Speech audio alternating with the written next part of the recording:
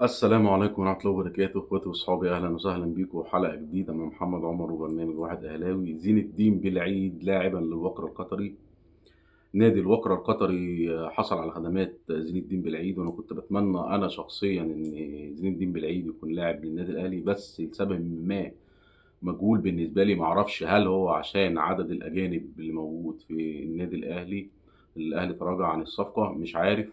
بس انا شايف ان هو لاعب مفيد جدا، كان هيفيد النادي الاهلي في ظل التعثرات اللي موجوده في النادي الاهلي في المركز ده بالذات. وان الاهلي بعد محمد عبد المنعم، بعد ما ساب النادي الاهلي بيعاني من مشاكل كبيره جدا في التمركزات، وبيعاني من مشاكل جدا في الدفاع وعلى الطلوع بالكوره من تحت. واحنا طبعا عارفين ان خوسيه روبيرو هيبتدي يلعب الكوره اللي هي البيلد اب اللي هي من تحت، ولازم حتى احنا شفناه في الماتش امبارح هو مصمم على الكوره دي. بعض اللمسات اللي هي بتقول ان الراجل ده يلعب الكوره البيلد اب اللي هي من تحت. فانت طبعا كنت محتاج لاعب بكواليتي. طبعا احنا ما فيش في، انا من وجهة نظري ما فيش في قارة افريقيا الداخلية حتى واحد بالكواليتي بتاع محمد عبد المنعم. بس انت كده كده محتاج على الاقل بنسبة 60 70% واحد يأدي الدور اللي كان محمد عبد المنعم بيعمله. فانا كنت شايف الاقرب ان هو زين الدين بالعيد، ولكن عسى ان تكرهوا شيئا وخيرا لكم. حاجة تانية، اشرف داري لحد النهارده انا شخصيا ما اقنعنيش من اصابات، مباريات وحشه، اخرها المباراه بتاعت امبارح.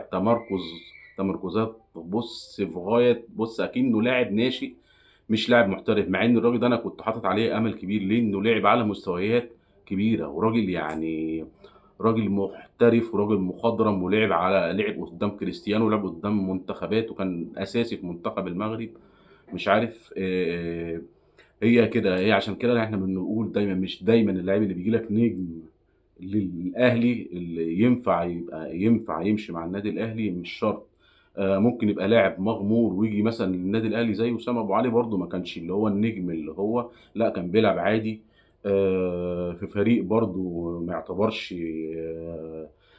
زي اشرف داري. ما كان مثلا احنا عارفينه من منتخب كان بيلعب في الوداد، وكان بيشارك مع المنتخب المغرب في كاس العالم.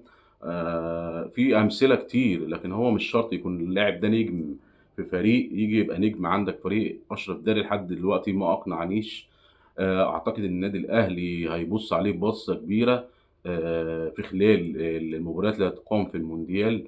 وبعد كده اعتقد يعني ان اشرف داري ممكن يبقى الاهلي يمشيه بعد كاس العالم او بعد الموسم الاخير دوت، لان برضه لاعب اصاباته كتير جدا جدا جدا. ما الصراحه اشرف داري متداري خالص. حاجه تانية، لاعب بيكام، ان هو كان بالنسبه لي كنت اكتر واحد بنتقد بيكام، وان انا كنت شايفه ان هو مش على مستوى النادي الاهلي. الصراحه انا اتفاجئت امبارح بمستواه. وطبعا اللاعب ده يعني اتهاجم هجوم، ونسبه كبيره من جماهير الاهلي برضه ما كانتش عايزاه لسبب، برضه كل حاجه لسبب. هو لما كان موجود الفتره اللي كان متواجد فيها في النادي الاهلي ما عملش اللي هو الطفره، او ما خدتش منه المردود المطلوب. فعشان كده انت عندك الباك جراوند بتاعك في ذهني. فانا لما سمعت ان النادي الاهلي رجع بيكم، فانا يعني قلت مش معقوله هنرجع تاني وبتاع. فانا كنت من اكتر الناس اللي انا كنت متشدده ان انا متخوف من بيكم. بس بصراحه امبارح لا، لاعب عينه حلو على الكوره، عارف هو واقف فين دايما، بيسبق المهاجم دايما بالطلوع بالكوره، منظرها حلو، تحس ان هو في خفه وفي رشاقه. طبعا هو عشان سنه صغير، وبرضه تحس عنده اداء الحركي في السرعه وفي الباصه وفي المردود بتاعه. انا شخصيا برضه بدي لكل واحد حقه. احنا برضه هنا لما بننتقد لاعب يا جماعه مش بننتقد اللاعب كفي بيني وبينه حاجه شخصيه، لا، احنا كلنا تحت مظله واحده، وهو كيان النادي الاهلي. يعني لما اتكلم على بيكم، ولا اتكلم على اشرف داري، ولا اتكلم على قفشه، ولا اتكلم على مروان، ولا انا بتكلم كل ده، احنا كلنا في كيان واحد. اهم حاجه يعني انا لما انت تبقى لعيب كويس انا مش هستفاد منك، لما تبقى لعيب كويس مش هستفاد منك حاجه.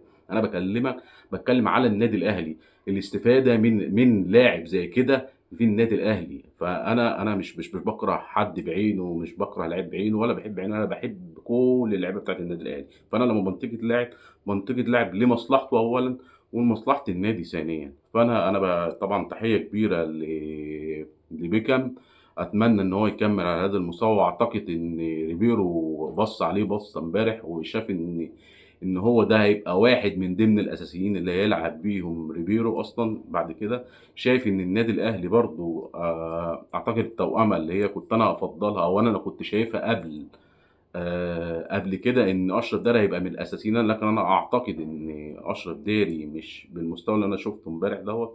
ما أعتقدش إن هو يبقى ليه فرصة ويبقى ليه دور مع ريبيرو الفترة اللي جاية. برضه ياسر إبراهيم رغم إن سِنّه ورغم إن حركته ابتدت تحس إن هي بتتقل طبعًا.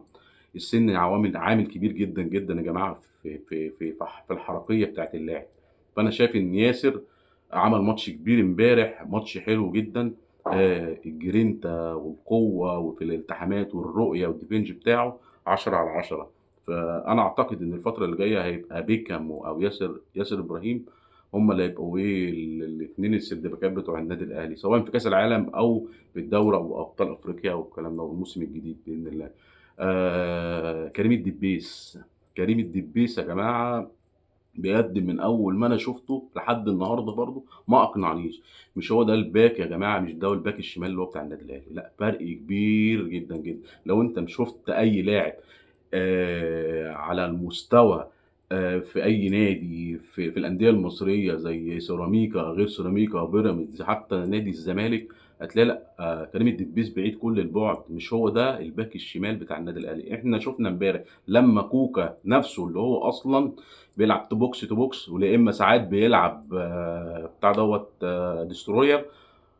شوف أنت شُفت بقيت ليك شكل، بقيت ليك دور، بقيت ليك لأ، في أوفرات وقوي في الالتحامات، في الدفاع حتى. لكن كريم الدبيس هو اللي أنا شُفته بس هي الشوطة الوحيدة اللي شاطها امبارح. فده مش على مستوى الأهلي. ده إحنا طبيعي الأهلي محتاج على الأقل خالص سيرد باك، وعايزين وينج يمين ووينج شمال. برضه يعني محمد هاني، أنا اللي من وجهة نظري شايف إن محمد هاني ده مش باك يمين، أنا شايفه وينج يمين.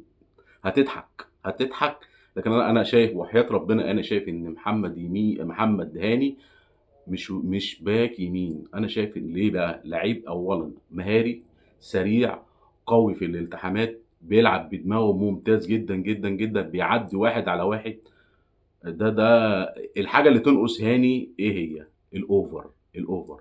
ودي مش شرط إن أنت يبقى عندك وينج والأوفر بتاعه كويس. أنا شايف إن محمد هاني لأ، محمد هاني مش باك شمال يا جماعة، مش باك شمال يا جماعة. محمد هاني شايفه وينج يمين. ولو حد يسمعني من المسؤولين اللي في النادي الأهلي، أنا شايف لو محمد هاني اتوظّف في الوينج اليمين هيقدّم مردود كويس جدًا، جدًا، جدًا، جدًا، وأحسن من وينجات كتير موجودة في النادي الأهلي.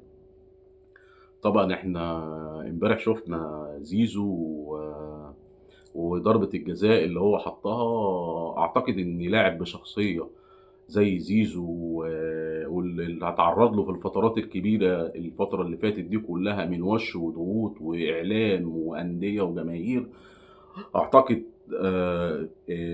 كان أي لاعب في الوقت اللي هو فيه دوّة أول ظهور ليه ومَحَط أنظار ناس كتير ويخش يلعب ضربة جزاء بالقوة ديّة وبالثبات وبالهدوء ده كلّه، لأ ده لاعب كبير، ده لاعب كبير يا جماعة. وبإذن الله أتمنى أحمد سيد زيزو هو فعلًا من الشخصيات دي إن هو هيركّز في الملعب بس، مش هيبقى ليه لأ خلاص هو قال لك أنا هاقفل الصفحة بتاعة نادي الزمالك خلاص صفحة واتقفلت، مش هترجع تاني.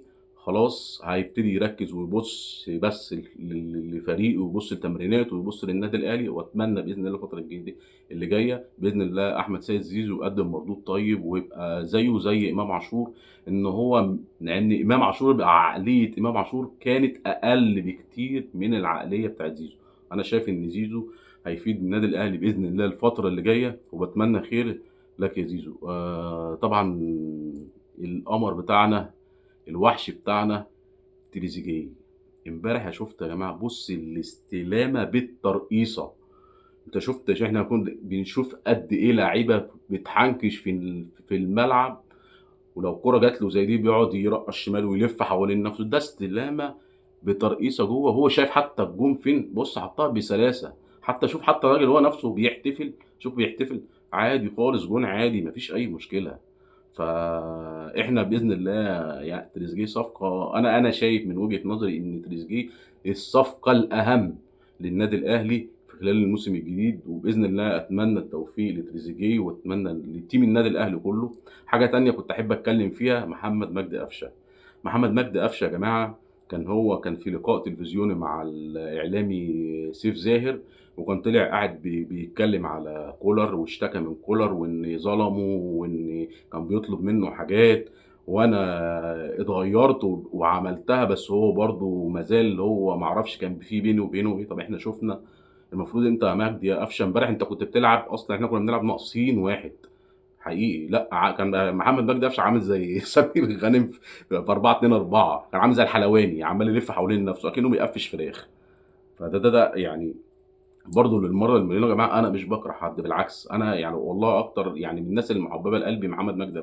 هو شخصيه طيبه وشخصيه محترمه وهو شخصيه النادي اللي، بس هو عايز يشتغل على نفسه كتير، عايز يشتغل بدني كتير، عايز يشتغل بدني كتير، لان هو هيطلب بعد كده منه لو عايز يبقى من ضمن الاساسيين اللي مع ريبيرو. لا يعني هيبقى لأ، محتاج يشتغل على نفسه كتير جدًا، جدًا، جدًا، جدًا، جدًا، مش عشان بس ما أنت هو لاعب برقم 10 ممتاز جدًا، جدًا، بس في الالتحامات لأ، إحنا امبارح شُفناك أقل لمسة بتُقع، أقل التحام بتُقع، لأ، وماشي يعني حتى مش لو بتدافع واقف قدّام اللعيبة عمّال تلِف حوالين نفسه يعني لأ، ده مش ستايل لاعب عايز يفضل في النادي الأهلي. فأنا نصيحة منّي ليك يا مجدي، آآ اشتغل على نفسك شوية، اشتغل على نفسك بدني أكتر، اشتغل على نفسك بدني أكتر، المهارة مش بس المهارة في الشغل البدني أكتر، إحنا دلوقتي الكورة بتعتمد على الشغل البدني أكتر.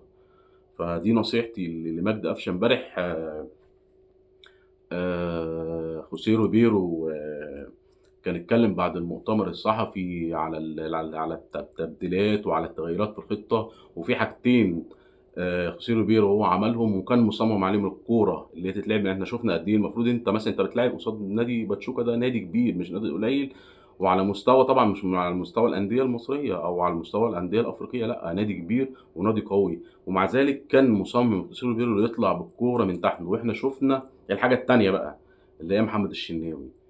محمد الشناوي أصلًا إحنا عارفين إن هو قليل في الكورة بالرجل أو قليل أوي، يعني يعني مش زي شوبير. شوبير أنا كنت متوقع إن محمد الشناوي هيعاني كتير مع خوسيه روبيرو، لكن الصراحة أنا اتفاجئت بمستوى محمد الشناوي امبارح. أولًا طبعًا في التصديات اللي هو المعهود بيها الشناوي، إن هو طبعًا حارس مصر الأول وحارس كبير، بس الكورة حتى الكورات الطويلة اللي كان بيعملها محمد الشناوي يعني 90% منها صح، الباصات اللي حتى على الأرض لأ، أنا شُفت مردود كبير جدًا، جدًا من محمد الشناوي.